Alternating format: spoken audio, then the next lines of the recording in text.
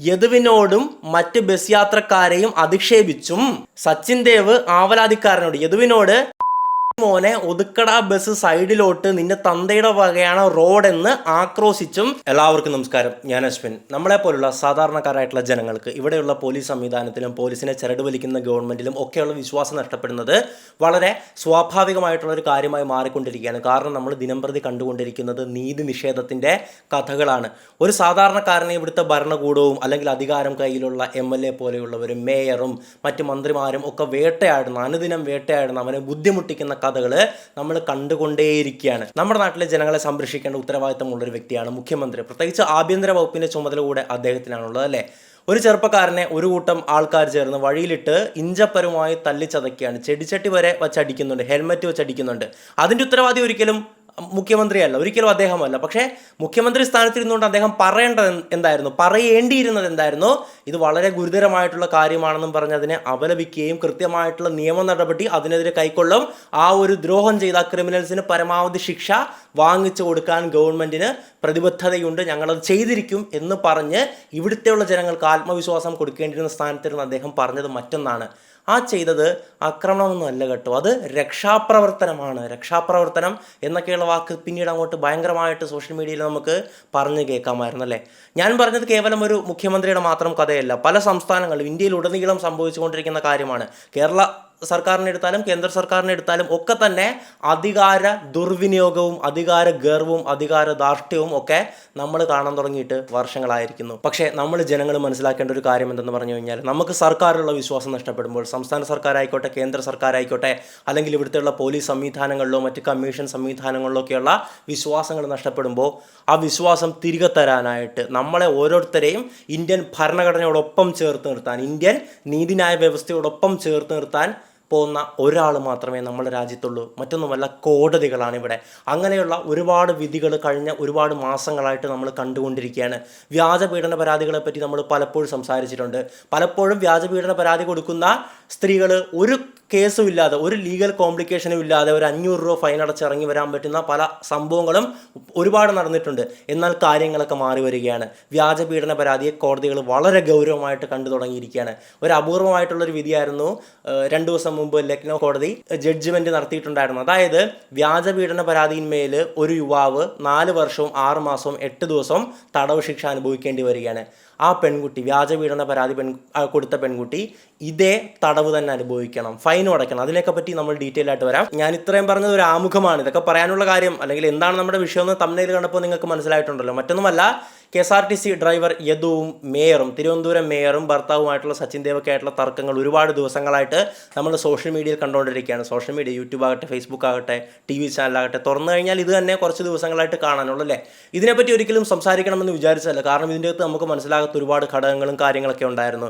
ഒരുപക്ഷെ നമ്മൾ സംസാരിച്ച് കഴിഞ്ഞ് കഴിഞ്ഞാൽ നാളെ നേരെ നമുക്ക് എതിരെ തിരിയാവുന്ന ഒരുപാട് തെളിവുകളൊക്കെ വരും ദിവസങ്ങളിൽ വന്നേക്കാം എന്ന് ഞാൻ വിശ്വസിച്ചിരുന്നു. അതുകൊണ്ട് മാത്രം നമ്മൾ ഇത് വിട്ടുകളയാമെന്ന് വിചാരിച്ചിരുന്നു. പക്ഷേ ഇവിടെ കാര്യങ്ങൾ അങ്ങനെയല്ല വന്നത്. കാരണം ഇന്നലെ പോലീസ് ഈ മേയർക്കും ഭർത്താവിനും മേയറിൻ്റെ സഹോദരൻ്റെ ഭാര്യയ്ക്കും എതിരെ FIR ഇട്ടായിരുന്നു. നിങ്ങൾ അറിഞ്ഞിരിക്കുമല്ലോ. വളരെ ഗുരുതരമായിട്ടുള്ള കാര്യങ്ങളാണ് പോലീസ് തന്നെ ഈ മേയർക്കും കുടുംബത്തിനും എതിരെ ഇപ്പോൾ ആരോപിച്ചിട്ടുള്ളത്. അതിനെയൊക്കെ പറ്റി നമ്മൾ സംസാരിക്കേണ്ടിയിരിക്കുന്നു. ഈ സംഭവ വികാസങ്ങളുടെ ആരംഭം എവിടെ നിന്നൊരു മലയാളിയോടും പറയേണ്ട കാര്യമില്ല. കഴിഞ്ഞ ഏപ്രിൽ 27-ാം തീയതി രാത്രി 10:15 കൂടിയിട്ട് തിരുവനന്തപുരം സാഫല്യം കോംപ്ലക്സിൻ്റെ മുമ്പിൽ വെച്ചിട്ടാണ് ഇതിനാസ്പദമായിട്ടുള്ള സംഭവങ്ങൾ അരങ്ങേറുന്നത്. അതായത് കുറച്ച് വണ്ടി ഓടിച്ച് വന്നിട്ട് അവിടെ സ്റ്റോപ്പ് ചെയ്തപ്പോൾ, അതുകൊണ്ടാണ് അങ്ങനെ പറയുന്നത് കേട്ടോ. കുറച്ച് നേരമായിട്ട് വണ്ടി ചേസിങ്ങും കാര്യങ്ങളൊക്കെ ഉണ്ടായിരുന്നു എന്നാണ് മനസ്സിലാക്കാൻ സാധിക്കുന്നത്.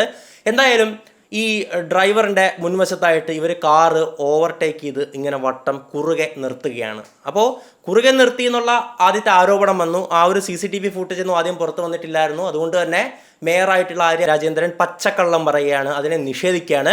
വണ്ടി കുറുകെ ഇട്ടിട്ടില്ല. എന്നാൽ ഏതാനും കുറച്ച് മണിക്കൂറുകൾക്കകം മാധ്യമങ്ങൾ അവിടുത്തെ CCTV ഫുട്ടേജ് കളക്ട് ചെയ്തു.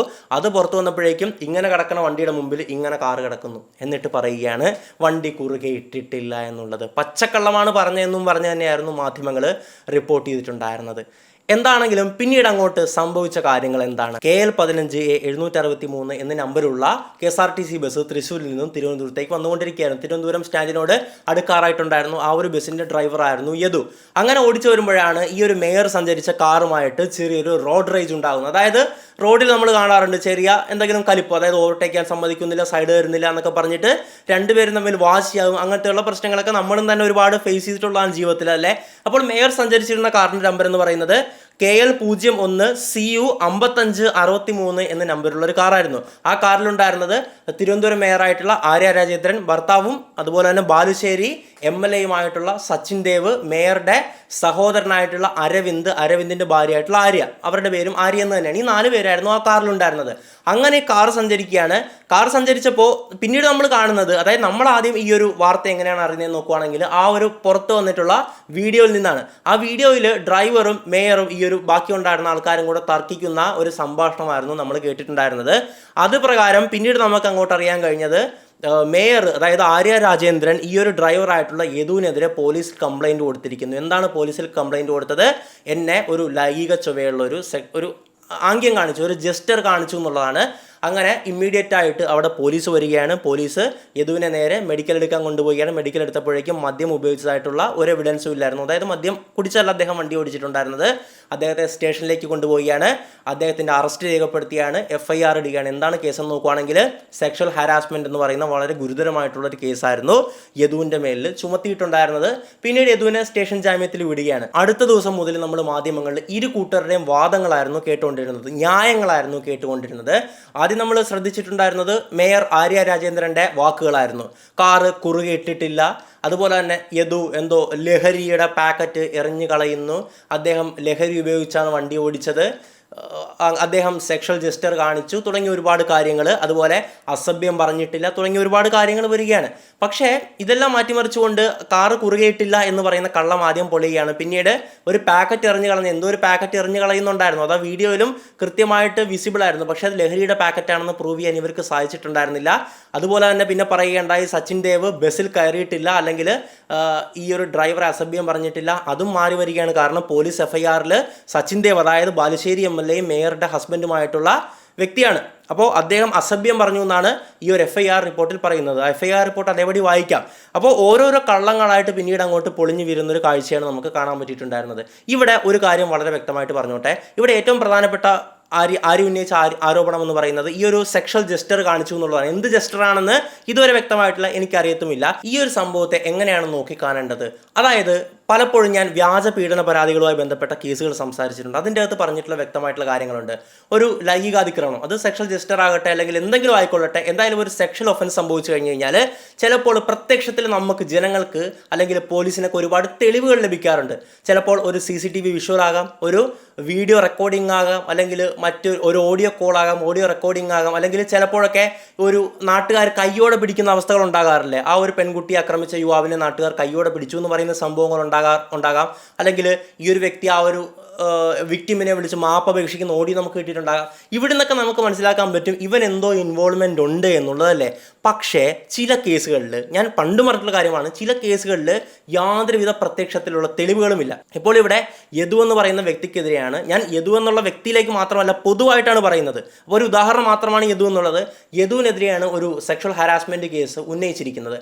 പ്രത്യക്ഷത്തിൽ എന്തെങ്കിലും തെളിവുണ്ടോ? എന്തെങ്കിലും സാക്ഷിമൊഴികളോ? ഒന്നുമില്ല. മാത്രമല്ല ഇവിടെ ആര് ഉന്നയിച്ചിട്ടുള്ള സെക്ഷൽ ഹരാസ്മെന്റ് കേസ്, അതായത് യദു എന്ന് പറയുന്ന വ്യക്തി ഒരു സെക്ഷൽ ജെസ്റ്റർ കാണിച്ചു എന്ന് പറയുന്ന കേസാണല്ലോ, അത് സിമ്പിളായിട്ട് തെളിയിക്കാൻ പറ്റുന്ന ഒരു എവിഡൻസ് അല്ലായിരുന്നു ആ ബസ്സിലെ CCTV ഫുട്ടേജ്. അത് പിന്നീട് പോലീസ് അന്വേഷിക്കുമ്പോൾ, അതായത് 3-4 ദിവസം കഴിഞ്ഞിട്ടാണ് പോലീസ് ആ ഒരു ബസ് സ്റ്റാൻഡിൽ പോയിട്ട് ആ CCTV ഫുട്ടേജിൻ്റെ മെമ്മറി കാർഡ് കളക്ട് ചെയ്യാൻ ശ്രമിക്കുന്നത്. അപ്പോൾ പോലീസുകാർ പറഞ്ഞത് മെമ്മറി കാർഡ് മിസ്സിംഗ് ആണ് എന്നുള്ളതാണ്. മെമ്മറി കാർഡ് കാണുവാനില്ല എന്നുള്ള കാര്യമാണല്ലേ. അപ്പോൾ നമ്മൾ വിചാരിച്ചു ഇത് ആര് കളഞ്ഞിട്ടുള്ളതായിരിക്കും എന്നൊക്കെ നമ്മളിങ്ങനെ വിചാരിച്ചു, നമുക്കറിയത്തില്ല.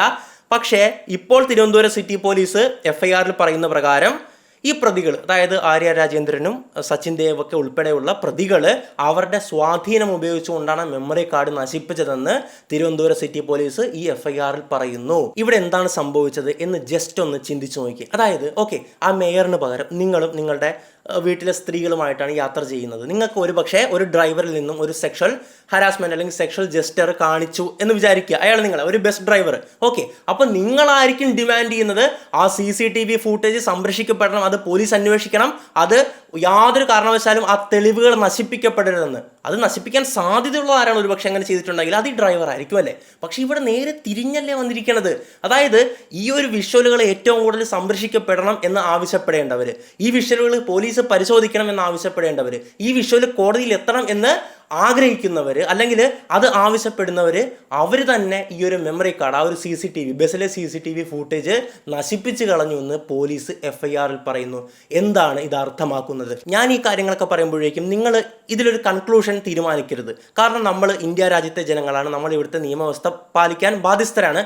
അതുകൊണ്ട് തന്നെ നമ്മൾ ഇവിടെയും എടുക്കേണ്ട സ്റ്റാൻഡ്, ഓക്കെ ഇത്രയും കാര്യങ്ങൾ കോൺട്രഡിക്ടറി ആയിട്ട് ഇങ്ങനെ നടന്നു, ഇത്രയും ഉടായ്പകൾ ഇവിടെ കറങ്ങിത്തിരിഞ്ഞ് കളിക്കുന്നുണ്ട് എങ്കിൽ പോലും ഇവിടുത്തെ നിയമവ്യവസ്ഥയിൽ വിശ്വാസം അർപ്പിക്കുന്ന അല്ലെങ്കിൽ നിയമവ്യവസ്ഥ പാലിക്കുന്ന ഒരു ഇന്ത്യൻ പൗരൻ എന്ന നിലയ്ക്ക് നമ്മൾ എടുക്കേണ്ട സ്റ്റാൻഡ് എനിക്കറിയില്ല എന്നുള്ളതാണ്. പോലീസ് കണ്ടുപിടിക്കട്ടെ, അന്വേഷിക്കട്ടെ, തെളിവുണ്ടെങ്കിൽ നമ്മൾ വിശ്വസിക്കാം. തെളിവുണ്ടെങ്കിൽ നമ്മളെന്തായിരിക്കും പറയുന്നത്, യദുവിന് പരമാവധി ശിക്ഷ കൊടുക്കണം എന്ന് തന്നെ നമ്മൾ പറയുന്ന ഒരു സ്റ്റാൻഡ് ആയിരിക്കണം നമ്മൾ എടുക്കേണ്ടത്. പക്ഷേ നിലവിൽ തെളിവുകൾ വല്ലതും വന്നിട്ടുണ്ടോ? പ്രത്യക്ഷത്തിൽ ഒരു തെളിവുകളുമില്ല. തെളിവുകൾ നശിപ്പിക്കാനായിട്ട് ഈ പരാതിക്കാർ തന്നെ ശ്രമിച്ചിരിക്കുന്ന ഒരു സാഹചര്യമാണ് ഇവിടെ ഉള്ളത്. അപ്പോൾ ഈ ഒരു പോയിന്റിൽ നിന്നുകൊണ്ട് നമ്മൾ നോക്കേണ്ടതും ഇന്ത്യൻ നിയമവ്യവസ്ഥയിലേക്കാണ്. എന്താണ് നമ്മളുടെ നിയമം പറയുന്നത്? പ്രിസംഷൻ ഓഫ് ഇന്നസെൻസ് അഥവാ proven until guilty. Presumption of innocence എന്നുള്ളത് ഒരു മനുഷ്യാവകാശമാണ്, ഓരോ ഇന്ത്യക്കാരൻ്റെ മനുഷ്യാവകാശമാണെന്ന് സുപ്രീം കോടതി പറഞ്ഞിട്ടുള്ള കാര്യമാണ്. എന്താണ് ഇത് അർത്ഥമാക്കുന്നത്? മറ്റൊന്നുമല്ല, ഒരു വ്യക്തി കുറ്റക്കാരനാണെന്ന് തെളിയിക്കുന്നത് വരെ അയാളെ നിരപരാധിയായിട്ട് കാണണം എന്നുള്ളതാണ്. നിരപരാധിയായിട്ട് കണ്ട് മാത്രമേ അദ്ദേഹത്തെ പ്രോസിക്യൂട്ട് ചെയ്യാവുള്ളൂ എന്നുള്ളൊരു വാദമാണ് അല്ലെങ്കിൽ എന്നുള്ളൊരു ജഡ്ജ്മെൻ്റാണ് സുപ്രീം കോടതി വിധികളിലടക്കം നമുക്ക് കാണാൻ പറ്റുന്നത്. ഞാൻ പറഞ്ഞല്ലോ, ഒരു വ്യക്തി കുറ്റം ചെയ്തു എന്ന് ചിലപ്പോൾ നമുക്ക് ബോധ്യം ഉണ്ടാകും. നമ്മൾ ഈ കാര്യം നോക്കൂല, കാരണം നമ്മൾ ബേസിക് ആയിട്ടുള്ള മനുഷ്യനാണ്. ഇപ്പോൾ ഗോവിന്ദസ്വാമിയെ കൈയോടെ പിടിച്ചു, ആലുവയിൽ അസ്ഫാഖ് ആലമിനെ കൈയോടെ പിടിച്ചു, ഓക്കെ അവർ കുറ്റം തെളിയിക്കണ വരെ നമുക്ക് നിരപരാധിയായിട്ട് കാണണം എന്നാണോ പറയുന്നത്? അങ്ങനെ നമ്മൾ ഒരിക്കലും പറയില്ല. പക്ഷേ ഈ ഒരു തെളിവുകളില്ലാത്ത സാഹചര്യങ്ങളിൽ, ഒരു തെളിവോ കാര്യങ്ങളോ നമുക്ക് ഇല്ല, അങ്ങനെ ഒരു സാഹചര്യങ്ങളിൽ ഒരു വ്യക്തി ഒരാൾക്ക് നേരെ ആരോപണം ഉന്നയിച്ചു കഴിഞ്ഞാൽ നമ്മളെന്താ പറയേണ്ടത്? നമ്മളുടെ പോലീസ് അന്വേഷിക്കട്ടെ, തെളിവുകൾ വരട്ടെ, കോടതി വിധിക്കട്ടെ എന്നുള്ളതായിരിക്കണം. നമ്മൾ ഇവിടുത്തെ ലോ സിസ്റ്റത്തെ അത് ഏൽപ്പിക്കുക, അവർ കണ്ടുപിടിക്കട്ടെ, അവർ തെളിയിക്കട്ടെ. അത് ചിലപ്പോൾ ഇയാളായിരിക്കാം കുറ്റക്കാരൻ, ചിലപ്പോൾ ആ ഒരു വ്യക്തി സെക്ഷൽ ഹരാസ്മെന്റ് കാണിച്ചിട്ടുണ്ടാകാം. എങ്കിൽ നമ്മളെന്ത് പറയും? പരമാവധി ശിക്ഷ കൊടുക്കണം, അവന് പുറത്തിറങ്ങി നടക്കരുത് എന്ന് നമ്മൾ പറയണം. അല്ലെങ്കിൽ നിരപരാധിയാണെങ്കിൽ വ്യാജ ആരോപണം കൊടുത്ത വ്യക്തിക്ക് പരമാവധി ശിക്ഷ കൊടുക്കണമെന്ന് നമ്മൾ പറയണം. ഇതാണ് നമ്മളുടെ ഒരു പൗരബോധം എന്നുള്ളത്. കുറ്റം ചെയ്യുന്നവൻ ശിക്ഷിക്കപ്പെടണം. അതുപോലെ തന്നെ ഇന്ത്യൻ നീതിന്യായ വ്യവസ്ഥയുടെ ഒരു ആപ്തവാക്യം കൂടി ഓർമ്മിപ്പിക്കുകയാണ്, 1000 കുറ്റവാളികൾ രക്ഷപ്പെട്ടാലും ഒരു നിരപരാധി പോലും ശിക്ഷിക്കപ്പെടരുത് എന്നുള്ളത്. എന്തായാലും ബാക്ക് ടു കേസ്, നമുക്ക് ആ സംഭവങ്ങളിലേക്ക് തിരികെ വരാം. പോലീസ് അങ്ങനെ ആദ്യമായിട്ട് യദുവിനെതിരെ കേസെടുക്കുകയാണ്. യദുവും നേരെ തിരിച്ച് മേയർക്കും കുടുംബത്തിനും വരെ പരാതി കൊടുക്കുകയാണ്, തന്നെ ഹരാസ് ചെയ്തു, ട്രാഫിക് ഒബ്സ്ട്രക്ട് ചെയ്തു, തൻ്റെ ഡ്യൂട്ടി തടസ്സപ്പെടുത്തി എന്നൊക്കെ പറഞ്ഞിട്ട്. പക്ഷേ പോലീസ് പരാതി അല്ലെങ്കിൽ ആ ഒരു പരാതി സ്വീകരിക്കാനോ കേസെടുക്കാനോ ഒന്നും തയ്യാറായിട്ടുണ്ടായിരുന്നില്ല. ഈ ഒരു യദുവിൻ്റെ വാദങ്ങൾ നിലനിൽക്കില്ല എന്നുള്ളതായിരുന്നു പോലീസിൻ്റെ വാദം. പക്ഷേ നമ്മൾ ഇവിടെ ചിന്തിക്കേണ്ടത്, സാധാരണക്കാരായിട്ടുള്ള ഡ്രൈവർ ആണെങ്കിൽ ഈ ഒരു ഗട്സ് ഒന്നും ഉണ്ടാകില്ല അല്ലേ. അദ്ദേഹം തനിക്ക് സംഭവിച്ച കാര്യത്തെ ശപിച്ചുകൊണ്ട്, തൻ്റെ വിധിയെ ശപിച്ചുകൊണ്ട് ആകെപ്പാടെ തകർന്നു, മാനസികമായിട്ട് തകർന്നു. കാരണം തന്നെ പരസ്യമായിട്ട് അസഭ്യം പറയുന്നു ഒക്കെ എല്ലാവരും കേട്ട് വീഡിയോ ഫുട്ടേജ് വരുന്നു. അദ്ദേഹം തനിക്ക് പറ്റിയ കാര്യത്തെ ആ ഒരു ദുരന്തത്തെ ശപിച്ചുകൊണ്ട് മുമ്പോട്ട് ജീവിതം തള്ളി നീക്കിയുണ്ടായിരുന്നത്. പക്ഷേ യദു വിട്ടുകൊടുക്കാൻ തയ്യാറായിരുന്നില്ല. ഞാൻ ആദ്യം പറഞ്ഞ വാക്യങ്ങളിലേക്ക് തിരികെ പോരുകയാണ്. ഇവിടുത്തെ പോലീസിലും ഗവൺമെൻറ്റിലും ഒക്കെയുള്ള വിശ്വാസം നഷ്ടപ്പെടുമ്പോൾ നമുക്ക് നമ്മളുടെ കോടതികളെ സമീപിക്കാം. യദു അങ്ങനെ കോടതിയെ സമീപിക്കുകയാണ്. അങ്ങനെ കോടതിയെ വക്കീൽ മുഖാന്തരം കാര്യങ്ങൾ പറഞ്ഞ് മനസ്സിലാക്കിയാണ്. കോടതി ശക്തമായിട്ട് ഇടപെടുകയാണ്. കാര്യം ഇങ്ങനെയൊന്നും പറ്റൂല, നല്ല രീതിയിൽ കേസ് എടുക്കണം, ഇല്ലെങ്കിൽ ഞാൻ കോടതി ഇടപെട്ട് കഴിഞ്ഞാൽ പിന്നെ ആർക്കെങ്കിലും ഒന്നും ചെയ്യാൻ പറ്റും. ഒന്നുമില്ല. പോലീസിന് ഇവർക്കെതിരെ മേയറിനും മേയറുടെ ഹസ്ബൻഡായിട്ടുള്ള ഈ സച്ചിൻ ദേവിനും MLA ആണ്, അതുപോലെ തന്നെ മേയറുടെ സഹോദരനായിട്ടുള്ള അരവിന്ദിൻ്റെ വൈഫായിട്ടുള്ള ആര്യ, പിന്നെ കണ്ടാൽ അറിയാവുന്ന മറ്റൊരു വ്യക്തി, ഈ 5 പേരെയും പ്രതി ചേർത്ത് പോലീസ് പുതിയ FIR ഇടുകയാണ്. ആ FIRൽ ഗുരുതരമായിട്ടുള്ള വകുപ്പുകളൊക്കെ ഉണ്ട്. ജാമ്യം കിട്ടാത്ത വകുപ്പുകൾ ചുമത്തിയാണ് ആ ഈ ഒരു FIRൽ പോലീസ് കേസെടുത്തിട്ടുള്ളത്.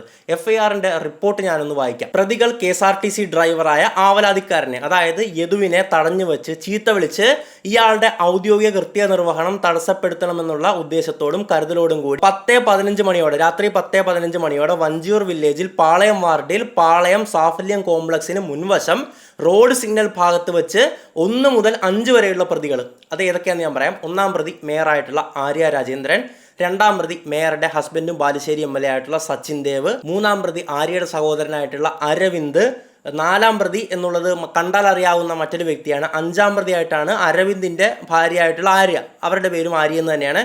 ഇവരാണ് 1 മുതൽ 5 വരെയുള്ള പ്രതികൾ. ഞാൻ അതിന്റെ റിപ്പോർട്ടിന്റെ ബാക്കി ഭാഗം വായിക്കാം. 1 മുതൽ 5 വരെയുള്ള പ്രതികൾ ചേർന്ന് ആവലാതിക്കാരനെ, അതായത് ഈ ഒരു യദു ഓടിച്ചു വന്ന RPC 101, അത് KSRTC ബസ്സിന്റെ നമ്പറാണ്. അതിന്റെ registration number KL 15A763 number KSRTC ബസ്സിന് മുന്നിൽ ഈ സിഗ്നൽ ഭാഗത്തുള്ള സീബ്ര ലൈനിന് കുറുകെ പ്രതികൾ സഞ്ചരിച്ചു വന്ന car KL 01CU 5563 number car കയറ്റിയിട്ട് 1 മുതൽ 5 വരെയുള്ള പ്രതികൾ ഈ ബസ്സിന്റെ ഡ്രൈവർ സീറ്റിന് സമീപം എത്തി യദുവിനോട് ബസ്സിൽ നിന്നിറങ്ങാനും ആവശ്യപ്പെട്ടു.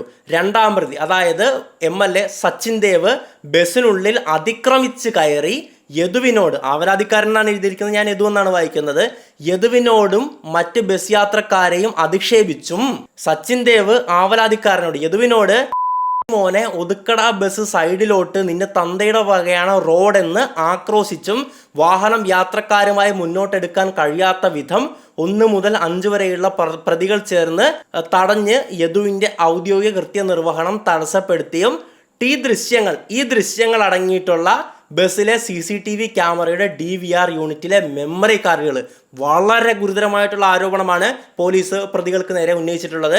ഈ മെമ്മറി കാർഡുകൾ പ്രതികൾ സ്വാധീനം ഉപയോഗിച്ച് നശിപ്പിച്ച് കളഞ്ഞതിലൂടെ തെളിവ് നശിപ്പിക്കാൻ ഇടയാക്കിയും 1 മുതൽ 5 വരെയുള്ള പ്രതികൾക്ക് കൃത്യത്തിന് പരസ്പരം ഉത്സാഹികളും സഹായികളുമായി നിന്ന് പ്രവർത്തിച്ച മേൽവകുപ്പുകൾ പ്രകാരമുള്ള കുറ്റം ചെയ്തിരിക്കുന്നു എന്നുള്ളത്. അതായത് നമ്മളുടെ ഏറ്റവും വലിയ ചോദ്യം, അല്ലെങ്കിൽ നമ്മുടെ ഏറ്റവും വലിയ സംശയം, ഈ മെമ്മറി കാർഡ് ആര് കളഞ്ഞു എന്നുള്ളതാണ്.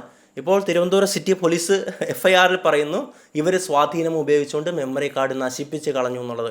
കോടതിക്ക് മുമ്പിൽ, ബഹുമാനപ്പെട്ട കോടതിക്ക് മുമ്പിൽ സമർപ്പിച്ചിട്ടുള്ള FIRൽ പറയുന്ന കാര്യമാണ്. ഈ FIRൽ ഏതൊക്കെ വകുപ്പുകളാണ് ചുമത്തിയിട്ടുള്ളതെന്ന് നോക്കാം. ജാമ്യമില്ലാ വകുപ്പ് പ്രകാരം എടുത്തിട്ടുള്ള സെക്ഷനാണ് IPC 353, അതായത് ഔദ്യോഗിക കൃത്യനിർവഹണം തടസ്സപ്പെടുത്തുക എന്നൊക്കെ കേട്ടിട്ടുണ്ടാവും. ഇത് ജാമ്യമില്ലാ വകുപ്പാണ്, അതായത് ജാമ്യം കൊടുക്കാൻ പറ്റുന്നത് ഒരു മജിസ്ട്രേറ്റ് ലെവലിലുള്ള ഒരു ജഡ്ജിക്ക് മാത്രമായിരിക്കും. ഇതിന്റെ ശിക്ഷ എന്നുള്ളത് 2 വർഷം അല്ലെങ്കിൽ പിഴ, അല്ലെങ്കിൽ രണ്ടും കൂടെയാണ്. അടുത്തത് IPC 447 ക്രിമിനൽ അതിക്രമണം 3 മാസം തടവും അല്ലെങ്കിൽ പിഴയും അല്ലെങ്കിൽ രണ്ടും കൂടെ ലഭിക്കാം. അതോടൊപ്പം IPC 344 ഉണ്ട്, അന്യായമായിട്ട് ഒരാളെ തടങ്കലിൽ വയ്ക്കുക, 1 മാസം തടവും പിഴയും അല്ലെങ്കിൽ രണ്ടും ബോത്ത്. പിന്നെ IPC 294 അശ്ലീല പ്രവർത്തനങ്ങളോ അല്ലെങ്കിൽ സംഭാഷണങ്ങളോ പാട്ടോ ഒക്കെ പാടുക. ഇവിടുത്തെ ബാലുശ്ശേരിയിലെ ജനങ്ങളുടെ കണ്ണിലുണ്ണിയും അവരുടെ MLAയും നമ്മളുടെ ആര്യ രാജേന്ദ്രൻ്റെ ഹസ്ബൻഡുമായിട്ടുള്ള സച്ചിൻ ദേവ് അശ്ലീല പദം ബസ്സിൽ കയറിയിട്ട് പരസ്യമായിട്ട് ഉപയോഗിച്ചു എന്നാണ് പോലീസ് പറയുന്നത്. ഈ വാക്കിൻ്റെ അർത്ഥം നിങ്ങൾക്കറിയാവോ മിസ്റ്റർ സച്ചിൻ ദേവ്? ഒരു ജനപ്രതിനിധി, അതായത് ജനങ്ങൾക്ക് വേണ്ടിയിട്ട് സേവനങ്ങൾ ചെയ്യേണ്ട സാധാരണക്കാരായിട്ടുള്ള ജനങ്ങൾ നിങ്ങളെ വോട്ട് ചെയ്ത് ജയിപ്പിച്ചു വിട്ടത് അവരെ സേവിക്കാൻ വേണ്ടിയിട്ടാണ്.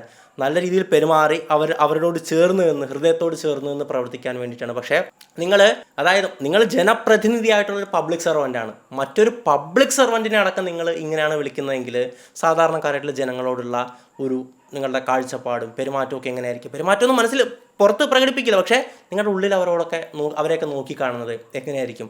ഒരു MLA എന്നുള്ള നിലയ്ക്ക് നിങ്ങൾ പെരുമാറാൻ പാടുണ്ടോ? ഇങ്ങനെ ബസ്സിൽ കയറി അതിക്രമമൊക്കെ കാണിക്കാൻ പാടുണ്ടോ? ഒന്ന് ചിന്തിച്ച് നോക്കുക. ഒരു ജനപ്രതിനിധിയാണ് താങ്കൾ. അതായത് ഈ ഒരു കോമൺ ആയിട്ടുള്ള ഒരു സാധാരണക്കാരൻ ഞാൻ പറയുന്നില്ല, MLA സാധാരണക്കാരാണ് ഞാൻ ഉദ്ദേശിച്ചത്. ഒരു നോർമൽ ജോലി ചെയ്യുന്നൊരു വ്യക്തി, ഇപ്പോൾ ഒരു കടയിൽ ജോലി ചെയ്യുന്ന വ്യക്തിയും നിങ്ങളും ഒരു കുറ്റം ചെയ്ത് കഴിഞ്ഞ് കഴിഞ്ഞാൽ നിങ്ങൾ ചെയ്തിട്ടുള്ള കുറ്റം ഗുരുതരമായിട്ട് തന്നെ ജനങ്ങൾ കാണത്തുള്ളൂ. കാരണം ജനങ്ങളെ റെപ്രസെൻ്റ് ചെയ്ത് അവർക്ക് വേണ്ടിയിട്ട് പ്രവർത്തിക്കാൻ പോകുന്ന ഒരു ജനപ്രതിനിധിയാണ് നിങ്ങൾ. നിങ്ങൾ ഏകദേശം 20,000 വോട്ടിൻ്റെ ഭൂരിപക്ഷത്തിൽ ജയിച്ചിട്ടുള്ള വ്യക്തിയാണ്.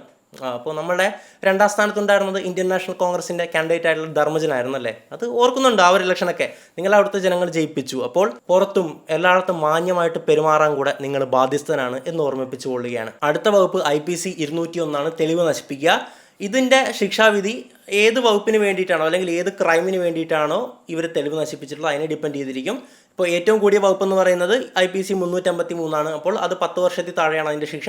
അപ്പോൾ ഈ ഒരു നിലവിൽ IPC 201 ചാർജ് ചെയ്തിട്ടുണ്ട്. നിലവിലെ കേസിൽ അതിൻ്റെ ശിക്ഷ എന്ന് പറയുന്നത് ആ ശിക്ഷ അതിന് വിധിക്കുന്ന ശിക്ഷയുടെ 4/1 ശിക്ഷ വിധിക്കുക. അങ്ങനെയൊക്കെയാണ് കേസിൻ്റെ കാര്യങ്ങൾ പോയിട്ടുള്ളത്. പിന്നെ ഒരു മോട്ടോർ വെഹിക്കിൾ ആക്ട് പ്രകാരം ചെറിയൊരു കേസ് എടുത്തിട്ടുണ്ട്. ചിലപ്പോൾ സീബ്ര ലൈൻ വണ്ടി പാർക്ക് ചെയ്താകാം, മറ്റ് വണ്ടികളുടെ ട്രാഫിക് ഒബ്സ്ട്രക്ട് ചെയ്തതിന് തടഞ്ഞതിനാകാം, എന്തായാലും ഒരു പെറ്റി കേസ് കൂടെ ഇട്ടിട്ടുണ്ട്. അപ്പോൾ ഞാൻ മനസ്സിലാക്കുന്നൊരു കാര്യം, അല്ലെങ്കിൽ എനിക്ക് മനസ്സിലാകാത്തൊരു കാര്യം എന്തെന്ന് പറഞ്ഞു കഴിഞ്ഞാൽ, നമ്മൾക്കൊക്കെ ഒരു സാധാരണക്കാരായിട്ടുള്ള ജനങ്ങൾക്കെതിരെ ഈ ഒരു FIR കേസോ ഒക്കെ ചാർജ് ചെയ്ത് കഴിഞ്ഞ് കഴിഞ്ഞാൽ അവരെ അറസ്റ്റ് ചെയ്ത് കോടതിയിൽ ഹാജരാക്കി റിമാൻഡ് ചെയ്യും. എന്തുകൊണ്ട് ഇവരെ റിമാൻഡ് ചെയ്യുന്നില്ല? എനിക്ക് അതിൽ അറിവില്ലാത്തതുകൊണ്ടാണ്. എന്തുകൊണ്ട് ഇവർക്ക് എന്ത് പ്രിവിലേജാണ്, ജനങ്ങൾക്കില്ലാത്ത എന്ത് പ്രിവിലേജാണ് ഇവർക്ക് കിട്ടുന്നത്? നമ്മൾ തന്നെ ജയിപ്പിച്ച് വിട്ട വ്യക്തികളല്ലേ, എന്തുകൊണ്ട് അവരെ അറസ്റ്റ് രേഖപ്പെടുത്തുന്നില്ല? എന്തുകൊണ്ട് കോടതിയിൽ ഹാജരാക്കി റിമാൻഡ് ചെയ്യിപ്പിക്കുന്നില്ല? എനിക്കറിയില്ല. ഇവിടെ ഈ ഒരു സംഭവ വികാസങ്ങളിൽ നമ്മൾ മനസ്സിലാക്കേണ്ട കാര്യം, യദു എന്ന് പറയുന്ന വ്യക്തി അവിടെ സെക്ഷൽ ജസ്റ്റർ കാണിച്ചിട്ടില്ല എന്നല്ല, അത് നമുക്കറിയില്ല എന്നൊരു സ്റ്റാൻഡാണ് നമ്മൾ എടുക്കേണ്ടത്. അത് തെളിയിക്കട്ടെ, ഇവിടുത്തെ നിയമ സംവിധാനത്തിലൂടെ തെളിയിക്കട്ടെ. തെളിയിക്കുന്നവരെ കോടതി പറഞ്ഞിട്ടുള്ള പോലെ, സുപ്രീം കോടതി പറഞ്ഞിട്ടുള്ള പോലെ, ഈ ഒരു പ്രൂവൺ അൺടിൽ ഗിൽട്ടി അദ്ദേഹത്തിൻ്റെ ബേസിക് മനുഷ്യാവകാശമായിട്ട് പ്രത്യക്ഷത്തിൽ തെളിവുകളും ഒന്നുമില്ലാത്ത പക്ഷം നിരപരാധിയായിട്ട് കാണുക തന്നെ ചെയ്യും. മറിച്ച് നാളെ തെളിവുകൾ കൊണ്ടുപോവാ, ഞാൻ വിശ്വസിക്കാം, ജനങ്ങൾ വിശ്വസിക്കും, അയാൾ കുറ്റക്കാരനാണെന്ന് പറയാം, അയാൾക്ക് പരമാവധി ശിക്ഷ മേടിച്ചു കൊടുക്കണമെന്ന് ഇവിടുത്തെ ജനങ്ങൾ പറയും. നമ്മൾ കേരളത്തിലെ മലയാളികൾ പ്രബുദ്ധരാണ്. ഈ ഒരു കാര്യങ്ങളിലൊക്കെ അവർ കൂടുതലായിട്ട് ശ്രദ്ധ കേന്ദ്രീകരിക്കാൻ തുടങ്ങി. വ്യാജ പീഡന പരാതികളെ പറ്റിയിട്ട് നമ്മൾ മലയാളികൾ വളരെയേറെ ബോധവാന്മാരായിരിക്കുന്നു എന്നുള്ളതിൽ സന്തോഷകരമാണ്. കാരണം വിവാഹ വാഗ്ദാനം നൽകി പീഡിപ്പിച്ചു എന്നുള്ള വാർത്ത വരുമ്പോൾ അതിൻ്റെ കമൻറ്റ് ബോക്സ് നോക്കിക്കഴിഞ്ഞാൽ കാണാം, ഇതെങ്ങനെയാണ് സംഭവിക്കുക, ഇതിൽ കുറച്ച് പ്രശ്നങ്ങളുണ്ടല്ലോ, മാനിപ്പുലേഷൻ കാര്യങ്ങളുണ്ടല്ലോ, കുറച്ച് എന്തോ സ്പെല്ലിംഗ് മിസ്റ്റേക്കുകളുണ്ടല്ലോ എന്നൊക്കെ രീതിയിൽ കമൻറ്റ് ചെയ്യാറുണ്ട്. ഇപ്പോൾ പല കോടതി വിധികളിലും പറഞ്ഞിട്ടുള്ള കാര്യമാണ്. അതായത് ഒരു സ്ത്രീയും പുരുഷനും കൂടെ ഒരു റിലേഷനിലാകുകയാണ്, അത് ഒരു പ്രണയത്തിലാകുകയാണ്, അവർ ശാരീരിക ബന്ധത്തിൽ പരസ്പര സമൂഹത്തോടു കൂടിയിട്ട് ഏർപ്പെടുകയാണ്, ഒരുപാട് വർഷങ്ങളോളം പോവുകയാണ്. പക്ഷേ എന്തെങ്കിലും കാരണം കൊണ്ട് ഈ ഒരു ചെറുക്കന്, ആ ഒരു പുരുഷന് ആ ബന്ധത്തിൽ നിന്ന് പിന്മാറേണ്ടി വരും. അത് അവൻ്റെ ചോയ്സ് അല്ലേ. അവന് ചിലപ്പോൾ പിന്നീട് അങ്ങോട്ട് അഡ്ജസ്റ്റ് ചെയ്ത് പോകാൻ പറ്റില്ല, ചിലപ്പോൾ മറ്റെന്തെങ്കിലും പ്രശ്നമായിരിക്കാം. എന്തായാലും ഈ ഒരു ബന്ധത്തിൽ നിന്ന് ബ്രേക്കപ്പ് ആകുമ്പോഴേക്കും സ്ത്രീകൾ പലപ്പോഴും ഇവർക്കെതിരെ വിവാഹ വാഗ്ദാനം നൽകി പീഡിപ്പിച്ചു എന്ന് പറയുന്ന കേസ് കൊടുക്കുന്നത് വളരെ വ്യാപകമായിട്ട് നമ്മൾ കണ്ടുകൊണ്ടിരുന്നതാണ്. എന്നാൽ ഇന്നതിൻ്റെ തോത് കുറഞ്ഞിരിക്കുകയാണ്. കാരണം കോടതികൾ പോലും കൃത്യമായിട്ട് അതിനെതിരെ രംഗത്ത് വന്നിരിക്കുകയാണ്. അങ്ങനത്തെ കേസ് നിലനിൽക്കില്ല മക്കളെ എന്ന് കോടതി തന്നെ പലപ്പോഴും പറഞ്ഞിട്ടുമുണ്ട്. പക്ഷേ നമ്മളുടെ പോലീസിന് എന്ത് കോടതി വിധിയല്ലേ. പോലീസ് ഇപ്പോഴും വിവാഹ വാഗ്ദാനം നൽകി പീഡിപ്പിച്ചു എന്ന് പറയുന്ന കേസൊക്കെ ഫയൽ ചെയ്യാറുണ്ട്. ദയവായിട്ട് ബഹുമാനപ്പെട്ട പോലീസുകാർ കോടതി വിധിയൊക്കെ ഒന്ന് വായിക്കുക. നിങ്ങൾ എവിഡൻസ് കളക്ട് ചെയ്യുക, നിങ്ങൾക്ക് മനസാക്ഷിയിൽ തോന്നുമെങ്കിൽ മാത്രം കേസെടുക്കുക. ഡൽഹി ഹൈക്കോടതി പറഞ്ഞിട്ടുള്ള കാര്യമുണ്ട്, നമ്മുടെ രാജ്യത്ത് വ്യാജ പീഡന പരാതികൾ ഭയാനകമായ നിരക്കിൽ കൂടുന്നു. False rape allegations are increasing at an alarming rate. Alarming rate എന്ന് വെച്ചാൽ എന്താണ്? ഭയാനകമായ നിരക്കെന്നാണ്.